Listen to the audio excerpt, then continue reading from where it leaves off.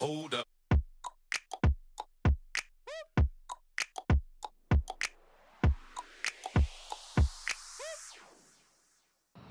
I hope you're having a great day. I hope you're staying safe at home, and I hope you had a beautiful Christmas. Over the last couple of days, we've got news of so many people dying of cardiac arrest, cancers, and so many other different diseases, which in most cases could have been prevented if we take care of risk factors. Now, what are risk factors? And I hope someone watching this video will make a list of the factors that I call out today. Risk factors are potential triggers or potential factors that can lead to cardiovascular problems, that can lead to most cancers.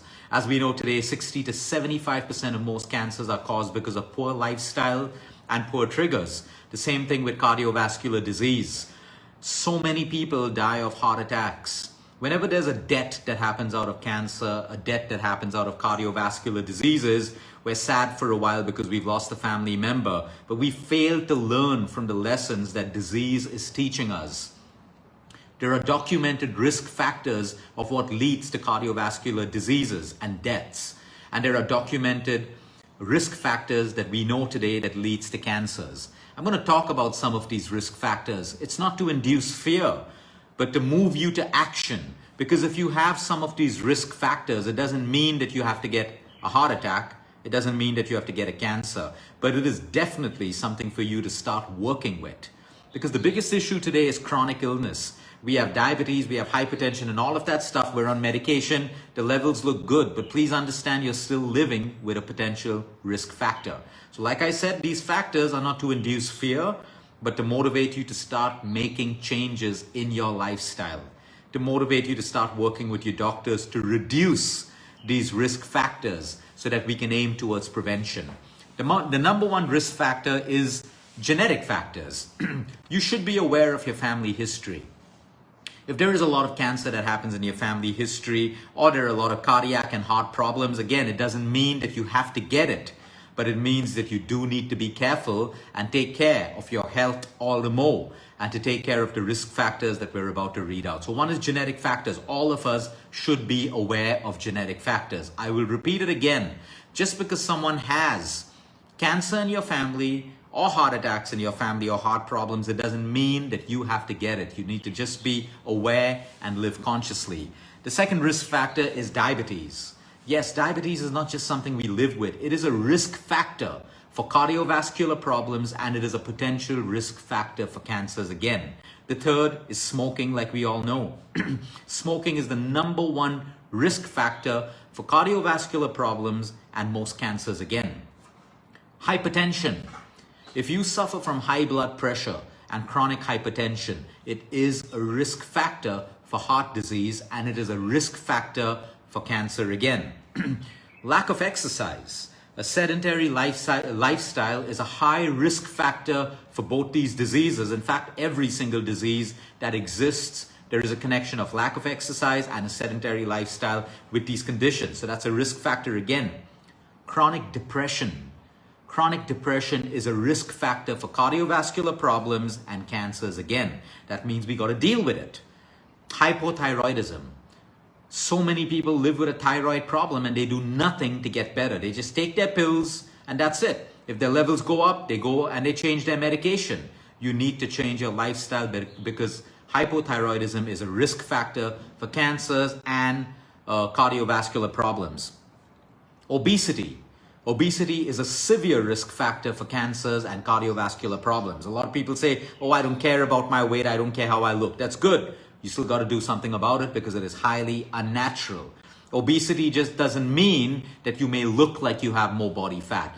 Obesity means a metabolic syndrome, which consists of high blood pressure and diabetes and so many other problems together. It's called metabolic syndrome, high risk factor.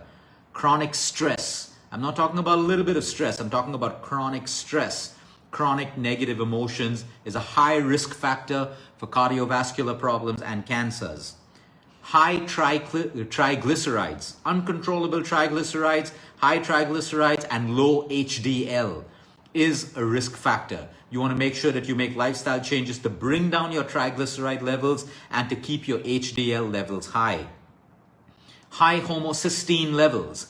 Homocysteine is something that you should get checked up once every year or once in 6 months, especially if you have all of these risk factors that I'm talking about. Now, high homocysteine levels is a risk factor. In most cases, people are deficient in folic acid and vitamin B12. So your doctor will prescribe vitamin B12 for you and folic acid, and maybe in about 1 to 2 months, your homocysteine levels will come down. So don't get alarmed if you have high homocysteine levels. Do it the right way. Poor gut health or lack of intrinsic factor.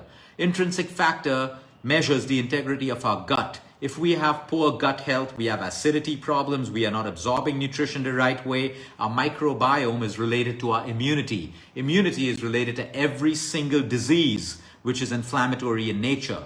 So when you are looking at risk factors today, poor gut health is a risk factor for cancers and cardiovascular problems.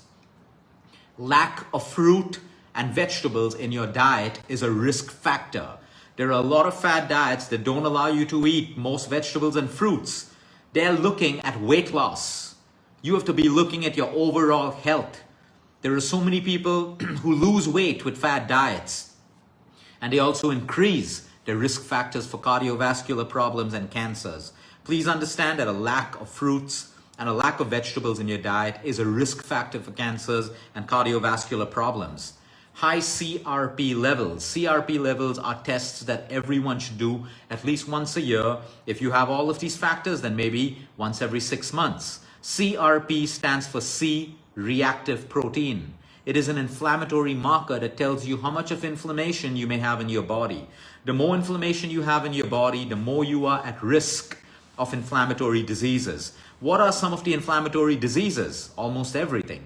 Cancers, cardiovascular, Parkinson's, Alzheimer's, obesity, type 2 diabetes, type 1 diabetes, autoimmune conditions are all examples of inflammatory conditions. Now, just don't go do your CRP levels, and if it's high, get alarmed. Show it to a medical professional who can correlate it with symptoms, correlate it with problems that are pre-existing in your body, and then decide how bad CRP is.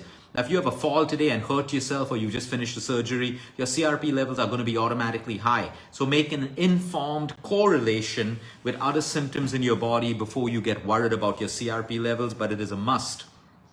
Sleep deprivation is a very strong risk factor for cardiovascular problems, cancers, and most diseases. Overconsumption of alcohol, overexposure to pollution, charred food. You know, barbecue food, charred food, and the tandoor and all of that stuff where your food is charred, whether it's vegetables or meat. Okay, these release acids that are inflammatory in the human body. Please understand, cut down your consumption of charred food and cut down your consumption of barbecued food. Overexposure to sunlight at the wrong time, high risk factor for cancers, high risk factor for cardiovascular diseases. Lack of vitamin D in your body is a high risk factor for every single disease. Get your vitamin D levels checked. 1 in 2 people in our country are deprived, have low levels of vitamin D and vitamin B12. Insulin resistance. I can't tell you how many people in our country live with insulin resistance. If you are carrying excess abdominal fat, no matter how much you exercise and how well you eat, get yourself checked for insulin resistance. If your children are putting on weight uncontrollably, get them checked for insulin resistance before it's too late. Extremely, extremely important. These are risk factors that exist. Like I said, if you have 1 or 2 or 3 of these, don't be alarmed. It doesn't mean you're going to get cardiovascular diseases or cancer, but your body is trying to tell you something. Fix it if you want to prevent. Prevention is all about fixing your risk factors. A lot of angry faces right now. You can be as angry as you want. It doesn't change the truth of what I'm telling you. Okay, a lot of you don't like to hear the truth because most of y'all are living with these risk factors. Use the risk factors to motivate yourself into prevention, because there are no pills that can save you from these things except your lifestyle.